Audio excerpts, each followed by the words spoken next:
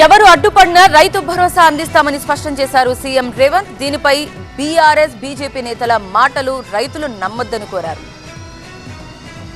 తెలంగాణ ప్రభుత్వం రైతులకు మరో గుడ్ న్యూస్ చెప్పింది. వచ్చే సంక్రాంతి తర్వాత రైతుల ఖాతాల్లో రైతు భరోసా నిధులు జమ చేస్తామని సీఎం రేవంత్ రెడ్డి ప్రకటించారు. దీనిపై విధి విధానాల ఖరారుకు కేబినెట్ సబ్ కమిటీ వేశామన్న రేవంత్ కార్యాచరణపై అసెంబ్లీలో చర్చిస్తామన్నారు. ఎవరు అడ్డుపడినా రైతు భరోసా అందిస్తామని స్పష్టం చేశారు. బీఆర్ఎస్ బీజేపీ నేతల మాటలు రైతులు నమ్మవద్దని కోరారు. మా ప్రభుత్వము రైతు భరోసా కొనసాగిస్తుంది. సంక్రాంతి పండుగ తర్వాత సోనియా గాంధీ గారి గ్యారెంటీగా నేను చెప్తున్నా, మీ రైతు భరోసా మీ ఖాతాలో పడుతుంది. ఎవరిని నమ్మకండి.